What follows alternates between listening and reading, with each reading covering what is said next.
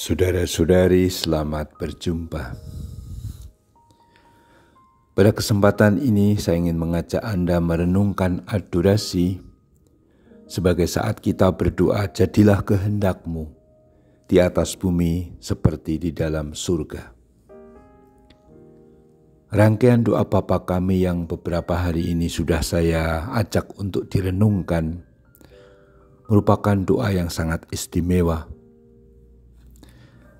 Dan saat ini saya ingin mengajak untuk memperdalam makna jadilah kehendak-Mu, Tuhan ya, Mu Allah Bapa, seperti di bumi, seperti di dalam surga.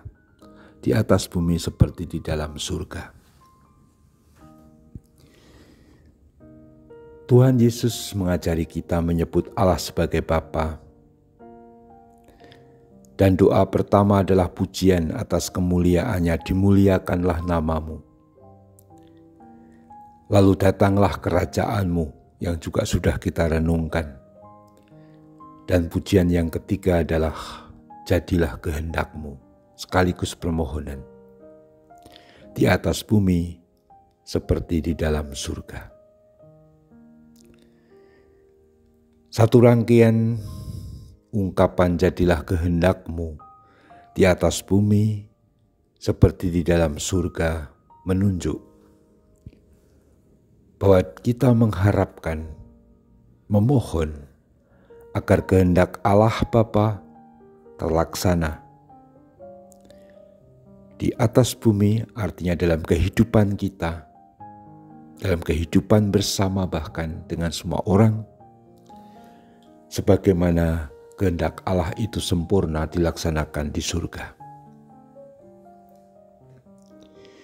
Kehendak Allah, kita sering gampang sekali ngomong ini kehendak Allah, manakah kehendak Allah? Kita juga sering mengerti kehendak Allah dengan macam-macam cara dan macam-macam metode. Dan itu semua baik sekali. Misalnya metode discernment atau pembedaan roh. Ketika orang membedakan mana roh baik dan mana roh tidak baik. Kalau kita sedang membuat keputusan besar, kita perlu sungguh-sungguh dalam suasana doa dan membiarkan dengan suasana lepas bebas atau merdeka, Allah menyatakan kehendaknya melalui roh baik itu. Melalui penelusuran seluruh peristiwa hidup. Tapi selalu saja kehendak Allah itu selalu terarah pada kebaikan, kedamaian, cinta kasih, pengampunan. Yang berlawanan dengan itu dapat kita curigai sebagai roh tidak baik. Yang mengajak benci, mengajak perang, mengajak balas dendam, pasti itu bukan kehendak Allah. Kehendak Allah dalam hidup sehari-hari juga bisa dicari.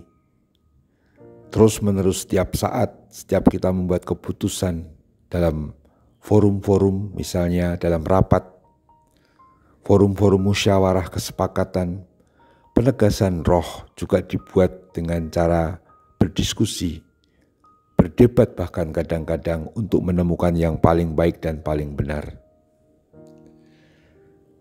Tetapi akhirnya kehendak Allah selain hal-hal yang sangat praktis dan setiap hari tersebut, ataupun bahkan juga kehendak Allah yang berkaitan dengan panggilan hidup, dengan pilihan-pilihan hidup yang berat.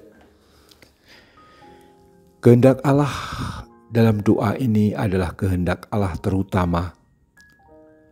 Bagaimana kasih, keselamatan yang telah terpenuhi di dalam diri Yesus Kristus itu hadir di muka bumi.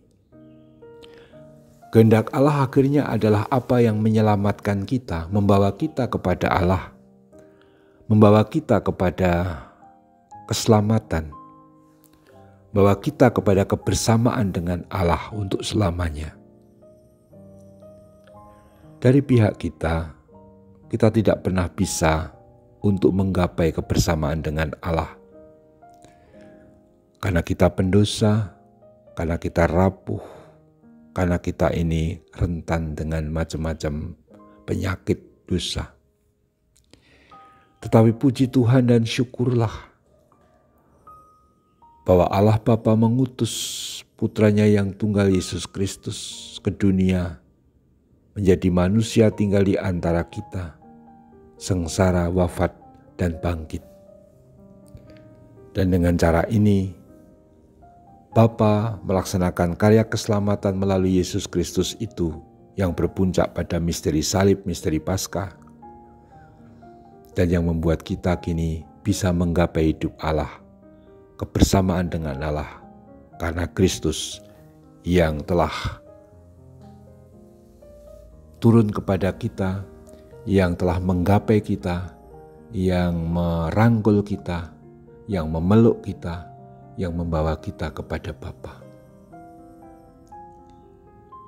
Itu seperti bagaimana kita mengalami keselamatan yang sungguh-sungguh besar, melulu sebagai tangan Allah melalui Kristus yang menjunjung kita kembali untuk hidup bersama Allah dalam Roh Kudus tentu saja.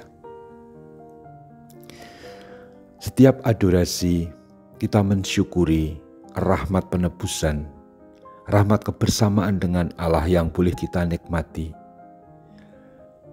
Melalui Ekaristi, kebersamaan dengan Tuhan itu sangat istimewa karena kita bersatu dengan tubuhnya. Dan dengan tubuhnya yang adalah seluruh diri Allah sendiri yang tinggal dalam diri kita melalui Ekaristi itu, kita ambil bagian dalam hidup Allah.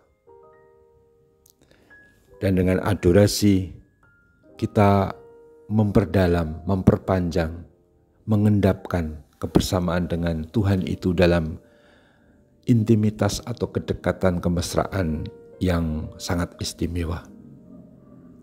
Dan inilah yang menjadi kehendak Allah. Jadilah kehendakmu di atas bumi seperti di dalam surga. Maka apa yang kita buat dalam kapel adorasi adalah memuliakan Allah. Datanglah kerajaan-Mu ya Allah, dan supaya kehendak Allah yang sekarang kita laksanakan dengan adorasi juga terjadi di bumi ini, seperti halnya para malaikat dan orang kudus terus-menerus telah memuji dan melaksanakan kehendak Allah di surga. Marilah kita lanjutkan adorasi. Terpujilah Tuhan kita Yesus Kristus untuk selama-lamanya. Amin.